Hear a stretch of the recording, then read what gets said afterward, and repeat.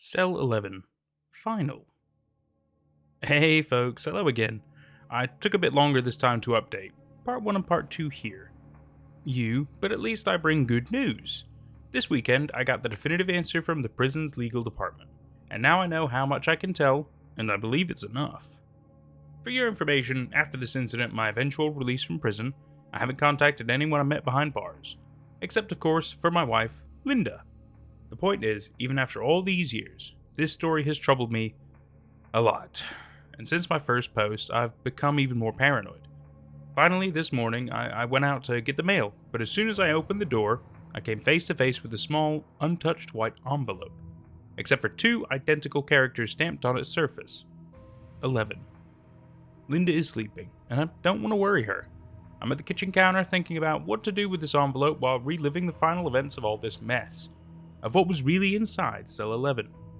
It was morning, and there I was in my cell, in a scene poetically similar to this. I held a playing card, an 11 of clubs. I later searched for such a card online, but found nothing. It was strange, very well made. Before I could reflect more deeply on this, one of the guards passed by our corridor, opening the cell doors for our breakfast. So slowly, as if in a trance, I got up from bed and put the playing card in my pocket. Somehow the card seemed to heat up in my pocket. I could feel the heat increasing and increasing, almost burning my skin. It was a strange stupor, almost drunken. I could even swear I smelled ether lingering in the air as I staggered to the cafeteria. I slumped into the seat as I placed the tray on the table. Old Munford looked at me in a friendly manner. "Overdid it yesterday, lad. Your hangover face is priceless." I forced a weak smile in response to Munford's comment, trying to seem normal despite the whirlwind of thoughts racing through my mind. The heat still burned in my pocket, an uncomfortable sensation that seemed to be intensifying with each passing moment. "No, nothing much," I muttered, looking away to my food tray. "Just didn't sleep very well." Munford seemed satisfied with my response and turned his attention back to his own meal. As I stirred the food without really eating, struggling to maintain my composure, I began to think about what to do. My thoughts were interrupted when Francis joined us at the table, his usual smile lighting up his face. He looked at me with a questioning expression. "Hey man, everything okay? You look awful." I think it was the heat, or maybe something I ate last night." Francis frowned. Unlike the elder, he clearly wasn't convinced by my superficial explanation. "Some of the guys told me they saw Bob talking to you last night. Did he do something?" The question caught me off guard.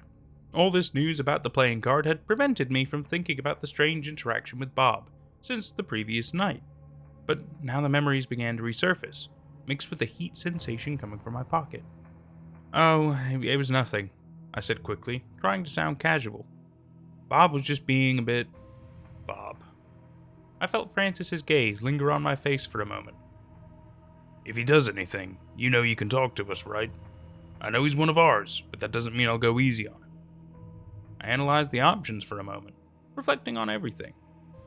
Well, now it seemed to make sense. A prank by Bob, or an attempt to intimidate me. "There's something, Francis," I said in a low tone, feeling tense about the confession I was about to make. "Last night after the card tournament, I ran into Bob in the hallway. He was questioning me about the tournament, accusing me of cheating."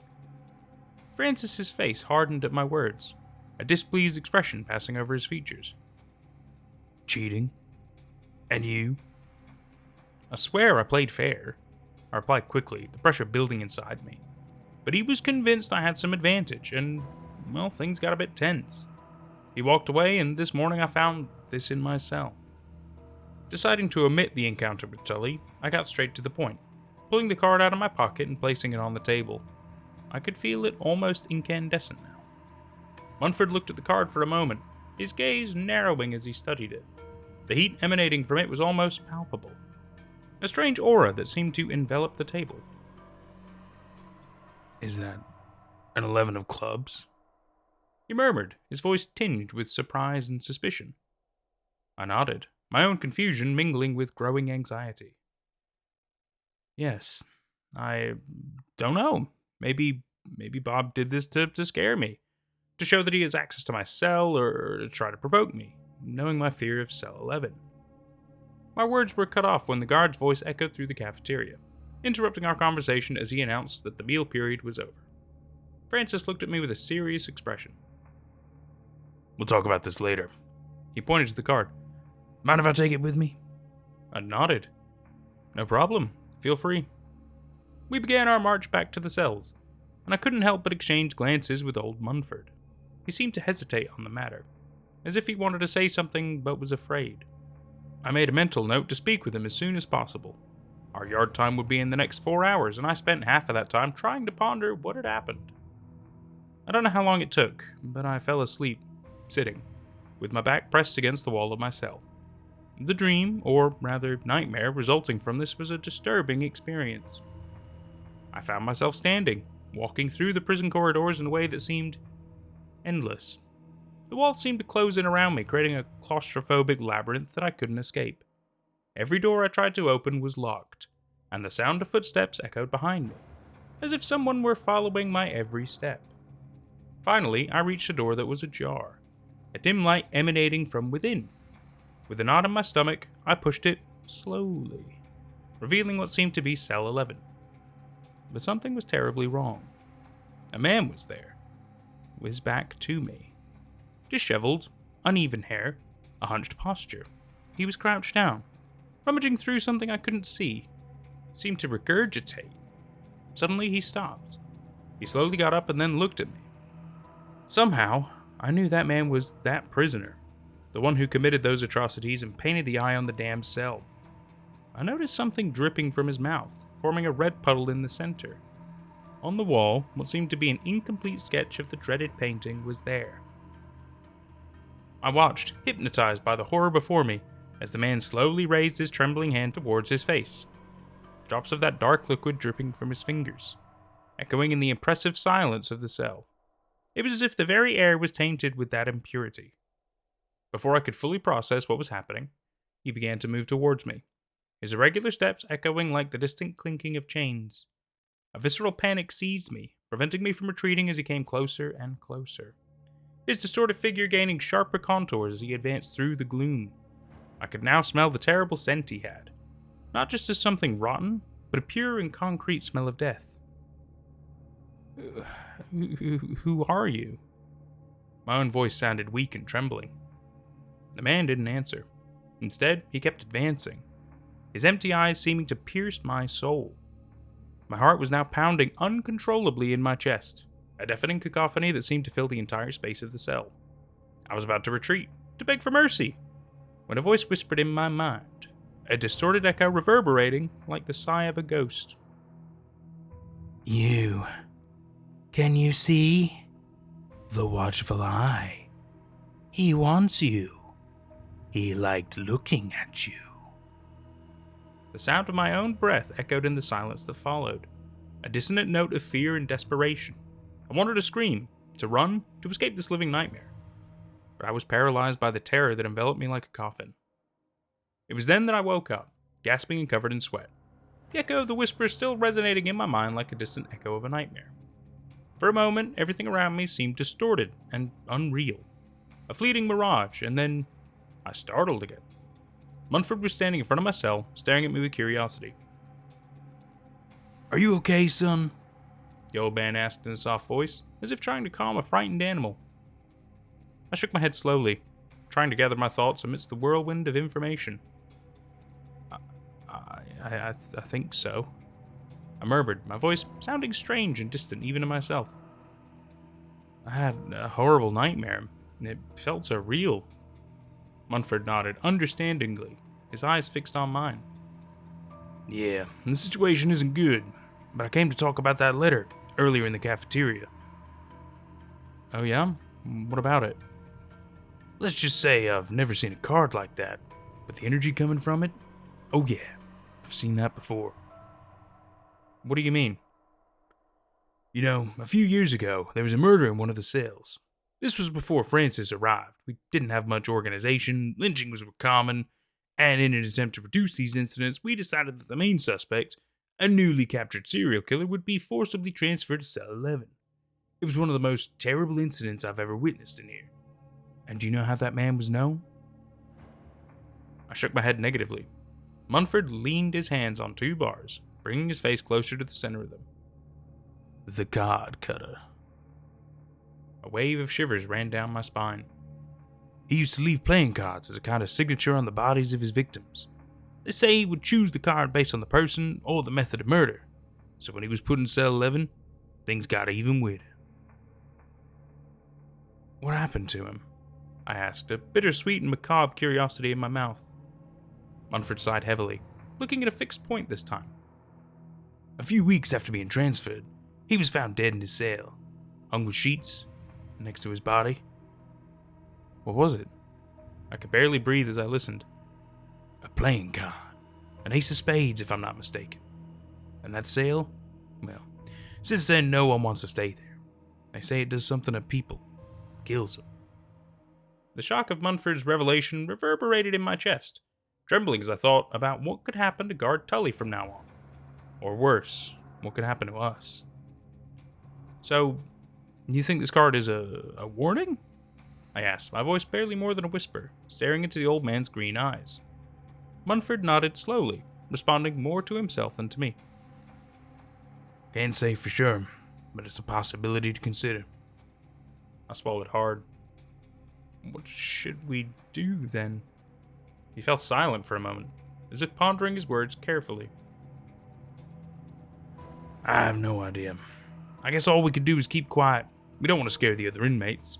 Francis doesn't believe in these things, so I won't waste my time trying to convince him, and I advise you to do the same. Maybe if we just keep pretending that nothing is happening, things will sort themselves out. But remember, whatever this force is, it wants to take you to the cell, wants you to face the eye. Resist those urges, okay? The clock struck 12:30. Time for yard time. I walked with Munford to the yard, the sun burning our heads as we stepped outside, futilely trying to erase the worry from our minds. As I watched the other inmates spreading out across the yard, trying to appear normal, I felt a hand on my shoulder. I turned to find Bob, his voice low and threatening. What did you tell Francis? He whispered. He was behind me, and I couldn't see him. Flesh on my back trembled and twisted, the fluid of fear rising up to my brain. I don't know what you're talking about, Bob. I replied firmly, trying to sound confident. He paused for a few seconds. You cheat first, and now you make up lies about what I did or didn't do? I think there's a misunderstanding. Shut up! His voice rose sharply. I'm just here to say that I'm not a kid. I don't go around sending playing card letters or anything like that. I didn't threaten you with that thing, but now I am, and in a very direct way. And if I were you, I'd sleep with one eye open. He was dead serious, and the threat was as clear as day. But what could I do?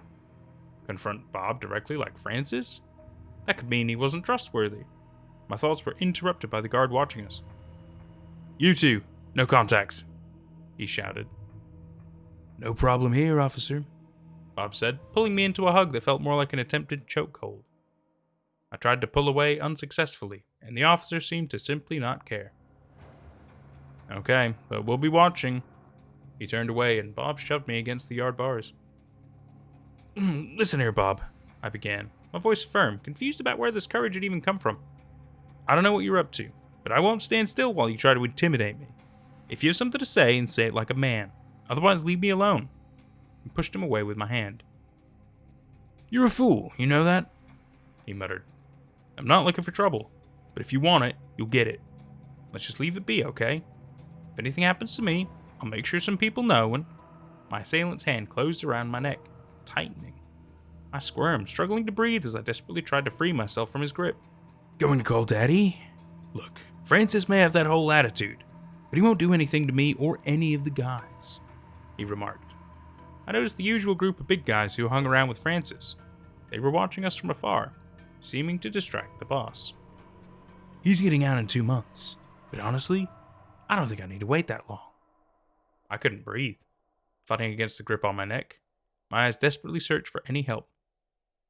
Let him go, the guard shouted from afar, starting to make his way down the stairs to reach us. Bob didn't obey. I felt my body losing strength, so I did what I could. I focused my strength into a clenched fist and punched the bastard in the stomach, aiming right at his gut. And judging by his expression, it worked. I saw him lean over, his hands releasing my body and being placed on his belly. I knew if I let it slide, he would come back and continue to harass me. So that had to be a definitive response to the jerk that I wasn't an easy prey. I lunged at him again, this time with a well-aimed kick to his knee, trying to destabilize it. He staggered backwards with a groan of pain, falling to his knees on the yard ground. The other prisoners now realized what had happened, and soon their shouts in a circle were audible. "Go get him! Don't hold back! Finish this guy off!" I lunged at Bob, raising my hand time after time to punch him. He didn't take it lightly, grabbing my right hand as I prepared to hit him. I could feel the pressure applied to the joints, my fingers starting to crack. I could feel them tense, about to break. In desperation, I threw myself onto him with the only weapon I had left, my teeth. I felt the flesh of his neck between the rows of my teeth and my mouth. Without thinking and trying to loosen the grip on my hand, I pressed on the pearly bones harder and harder, feeling them slide against the skin, the metallic taste slowly emerging as the flesh was torn. The scene around me seemed blurry, as if I were watching everything happen from afar, in slow motion. Bob's scream echoed through the yard, mixing with the encouragement shouts from the other inmates. I felt a mix of adrenaline and horror as my teeth sank into his neck flesh, a strange feeling of power and disgust. While still hunched over that bloody man, I felt the blows on my back. It was the guards, their batons striking time after time as the adrenaline rushed past, and I now began to feel the pain. Without resistance, I let myself be pulled away. Bob wasted no time and moved away, stumbling as he covered the wound. "You scumbag! What kind of animal are you?" As I was being taken away, everything around me seemed blurred, as if I were in a state of stupor. The voices of the other inmates echoed in my ears, mixed with images of the fight that had just occurred. I still felt the blood running through my mouth, dripping lightly onto the ground and forming a trail of red dots marking my path. However, before we left the yard, our warden arrived at the scene, and the guard stopped, my arm uncomfortably twisted behind my body. "What's going on here?" His voice was calm, but there was an unquestionable tone of authority in his words. He bit a detainee, sir," one of the guards explained, firmly holding my arm. The warden looked at me, his eyebrows furrowed in disapproval. "Why did you do that?" My mind was spinning, trying to find a coherent explanation for what had happened. I knew it would be useless to tell about Bob's threat, about the playing card, about the fury he'd instilled in me, so I found the most plausible words I could gather. He provoked me, sir," I murmured, my voice trembling. I couldn't take it anymore. He was intimidating me, threatening me, and I lost control. The warden looked at me for a long moment, as if assessing my words. Finally he sighed, seeming resigned, approaching me with slow, steady steps. "No, you did that because you're an animal." He gave me 2 pats on the cheek, then wiped blood running from my mouth. "Take this one to solitary." The prisoners began to shout, a real noisy commotion. I trembled at the thought of being locked up there. No one came back the same from solitary. But at that moment, I really think I'd prefer to go there than what was to come. "But, sir," one of the guards said, causing the inmates to fall silent in an attempt to hear something. "The solitary is occupied." The warden frowned, clearly irritated by the interruption. "Then take him to cell 11, he ordered, his voice cold and authoritative. That was the final blow, causing the uproar to become widespread, with even some inmates needing to be subdued with tear gas. I could see as I was pushed, Munford looking at me, a worried and distressed expression on his face. He said something I couldn't understand amidst the noise. With my heart pounding erratically in my chest and my mind clouded with fear and uncertainty, I was led by the guards towards cell 11. Each step felt like it weighed tons, as if I were walking towards the abyss. I could feel the stares of the other inmates watching the scene, some with expressions of shock, others with a mixture of curiosity and indifference. Finally, we arrived, and by this point I was sweating uncontrollably. They opened the cell and threw me inside. My eyes instinctively closed as I fell to the ground. I didn't want to look at it. I got up, still blinding my vision, slowly groping around until I found the bed. I lay on it and turned to the wall beside it, my face as close as possible. Lying on the hard bed, I could feel my heart beating so loudly that it seemed to echo off the concrete walls around me. Each beat was a pulsating reminder of my situation. I tried to push away the thoughts, but it was like trying to hold back a raging river with bare hands. All the while, I heard stories, heard things about that place. And now I was there, cornered by circumstances beyond my control. Gradually, I noticed a thick layer of sweat forming around me. I could even feel my pores opening, pouring the water from my body in an attempt to cool myself in that stuffy, hot environment. I couldn't help but think about the heat of the card and about Francis. He still had the card. Wasn't that dangerous? I fixated on musings about it. In my feverish frenzy, time seemed to stretch infinitely in that dark cell, minutes dragging on like hours as I struggled to maintain my sanity. Every sound, every shadow was a source of growing anxiety until somehow I fell into a deep sleep, dreamless this time. I woke up in the middle of the night, with a faint noise coming from behind the heavy steel door. At first, I feared wondering what it could be, but as soon as I regained my senses, I remembered where I was, and frankly, nothing outside could be worse.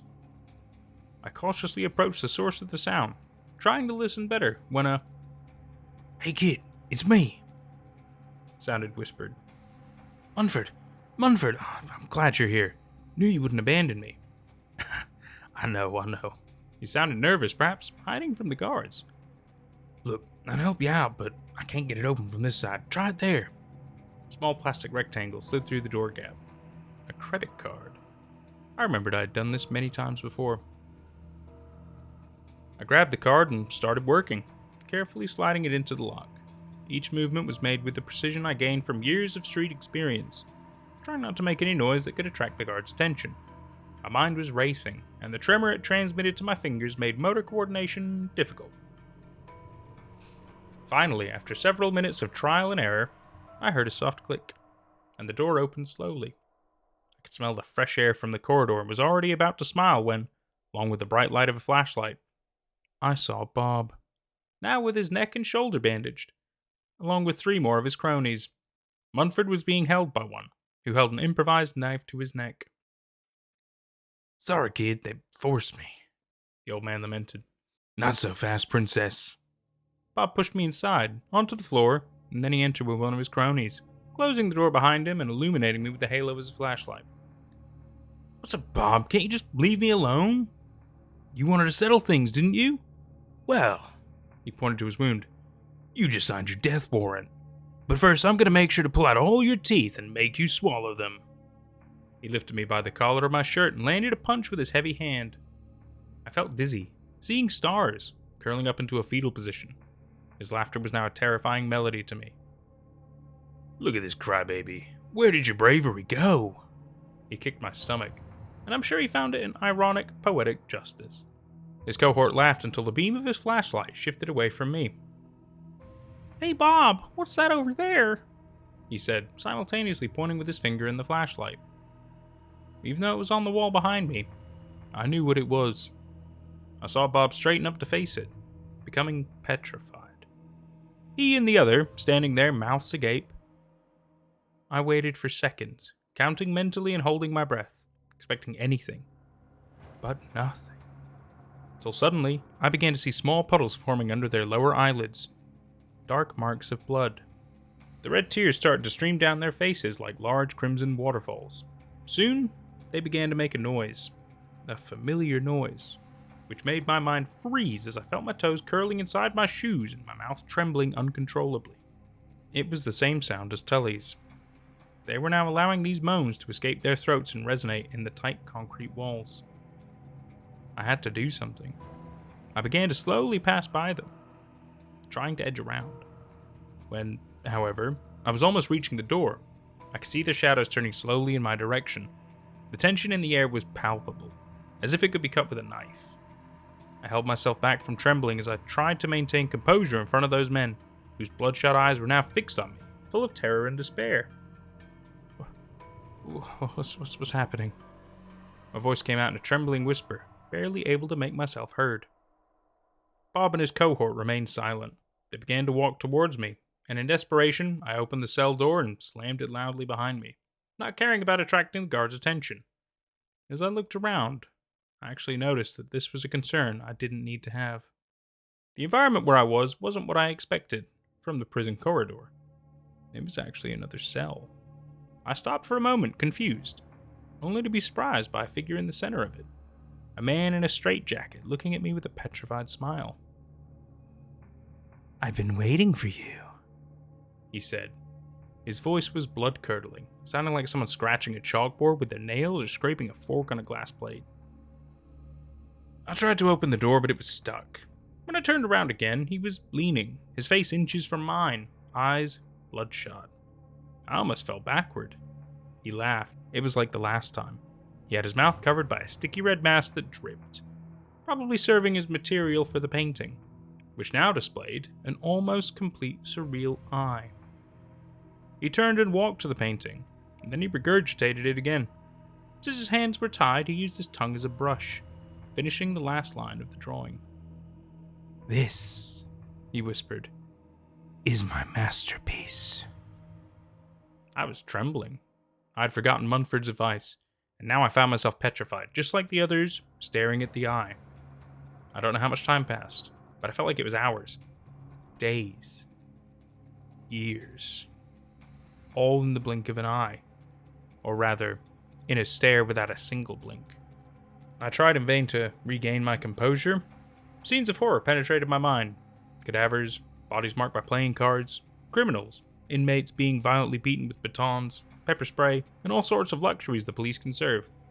I saw gang fights, blood, death, and abuse. I saw people being killed inside the prison. Each scene of violence that each of those who looked at had already witnessed. My legs were no more than reeds in the wind now, and I just wanted to run away and scream, cry, sleep, never wake up again. I tried to scream, but the man came to me, placing his foot over my mouth. "Shh. You need to see." He repeated this indefinitely. "Need to see, need to see, need to see, need to see." With superhuman effort, I managed to free myself from the weight of his foot on my mouth, but I could barely articulate coherent words. My voice came out trembling and weak when I finally managed to speak. "What do you want from me? Why are you doing this?" He simply continued smiling, as if my words were just another piece in his sadistic game. Then, with a quick and fluid movement, he approached me, so close that I could feel his fetid breath and the metallic smell of blood dripping from his mouth. "Your mind is a fascinating playground," he murmured, his voice echoing in the claustrophobic space of the cell. I felt tears running down my cheek, and I knew what color they were. I stood there, in shock, staring at the large painted eye, while my entire being was eaten alive in fear and dread. I don't know how much time passed. Maybe the entire age of the universe, eternity. Who knows? I woke up on the infirmary bed, wires connected to my arm while a machine reproduced the beeps of my heart. I looked to the side, seeing the green eyes of Nurse Linda looking at me, concerned. "Are you okay?" "You need to see," I said, not even wanting to. She frowned, evidently confused by my response. Linda seemed hesitant, as if she were trying to decide whether to ask more or simply ignore my strange statement. I could see the concern in her eyes, but also a certain curiosity, as if something inside her was intrigued by what I had to say. "What do you mean by that?" she finally asked, her soft voice echoing in the silence of the infirmary. I sat up slowly on the bed, feeling a wave of dizziness pass over me. My mind was still cloudy, as if I were struggling to emerge from a deep nightmare. I tried to articulate my words as coherently as possible. I saw things," I murmured, my voice still trembling. "Terrible things. In that cell. In there. Something is wrong." Linda watched me with a serious expression, her green eyes analyzing me carefully. She seemed to understand that something serious had happened, but couldn't fully comprehend what I was trying to communicate. "Look, you and the others had a collective hallucination in that cell. The director has already arranged for an investigation, but we suspect carbon monoxide poisoning. We've already talked to him about the lack of windows in that place, but it seems he doesn't listen." I stopped, confused by that information. Was I hallucinating? Well, maybe I would even think that if it weren't for what followed. A man in a dark suit entered.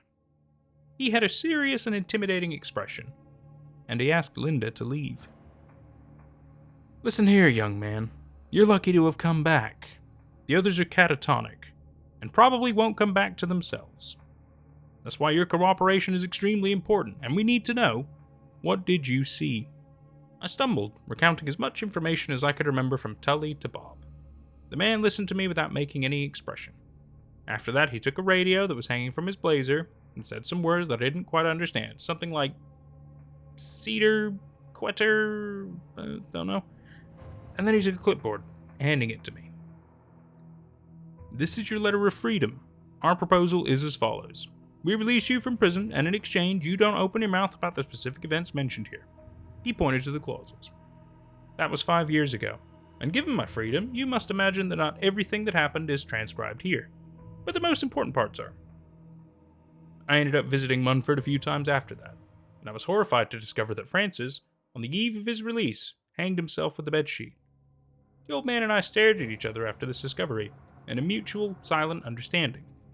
Shortly after, they closed not only the cell, but our entire pavilion, relocating the inmates. I never saw Munford or any of the others again after that. My nightmares persisted, but in recent months they have been much less frequent, and I think I might be slowly healing. I wanted to say that the story ends well, with my rehabilitation. The troublesome prisoner full of stories becoming a family man. And it would be, if it weren't for the last 15 minutes of this morning. I believe you may remember that I received a letter this morning like that cursed number. I left it on the counter in the living room while I came here to have breakfast and finish reporting this to you. When I finished the last paragraph, I went back to the room. But now, it seems like the whole nightmare is back. I felt the tears, transparent this time, forming in my eyes. In the center of the room right now is Linda, holding the letter, looking at something in it that I can already imagine. She's standing there, wet and red stains on her face. I can hear her whispering, "You need to see. You need to see." And by God, I can see. And that was Cell 11, the final part by Carl Sefni. I thoroughly enjoyed Cell 11. I thought this story was fantastic. There's quite a few parts to it. There's a lot of good little storytelling elements, a lot of interesting world building and lore and stuff behind it. I was fully hooked. Fully hooked pretty much from kind of like the early stages of it, talking about like, oh, a mystery thing in a cell that turns people kind of mad, and it was made by a serial killer, and you know, how did he paint it? Obviously with his tongue, and it's just there's so many baffling things about this. And then at the end, they talk about how, oh, well, it might have been carbon monoxide poisoning, but it still seems like there's a little bit more to it than just that. That could play a part. I definitely believe that with level of the hallucinations and stuff. But I feel like it's more than just that. You know what I'm saying? I think some of you know what I'm saying. I'm very happy that our main character got a kind of happy ending. I mean, he got to be with Linda, got out of prison. That's all pretty sweet. Very happy for him, my man. But yeah, it's kind of a bittersweet ending, really. The fact that it's still come back to haunt him, you know. But then it makes you wonder how, right? We never quite learned exactly how it all works, or what, you know, what's the goal here? Maybe there's some kind of a god, some kind of an entity going and talking to this serial killer person. He's basically like a messenger of him, if you will, doing his will, doing his bidding, like you would if you were under the trance of some kind of a god, or if you were in a cult or something like that. That's definitely the vibes I'm getting. A level of Lovecraftian, but also still vibes of like other maybe demonic entities instead. Take your pick. Take your pick. Ultimately, there's some kind of higher power, or higher force that is manipulating a human. In this case, they are a serial killer. For all we know, they might not have always been a serial killer. They might have only become one because of this higher power being involved. And then he's clearly drawn an eye, whether it's an actual, just an eye monster, or whether it's like just an eye of the creature. We don't know.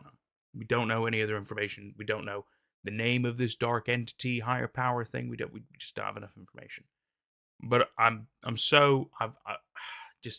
could go on and on about this. It's so well done. It is so well done. This story is fantastic. And I'm so glad we got to read this. This has been an absolute pleasure. Thank you so much, Carl. Honestly, it's been such a pleasure. And definitely got to check out more of your work now. That was awesome. That was really awesome. Let me know what else we should be looking at, boys and girls, because that was great. That was so good. Ah, man. Fantastic story. I'm Nate at Night. I've had a great time, and I sure hope you have too. We'll see you for whatever's next. Take care. Thank you so much to my YouTube members and Patreon members for all the love and support. It's thanks to people like you that we can keep growing.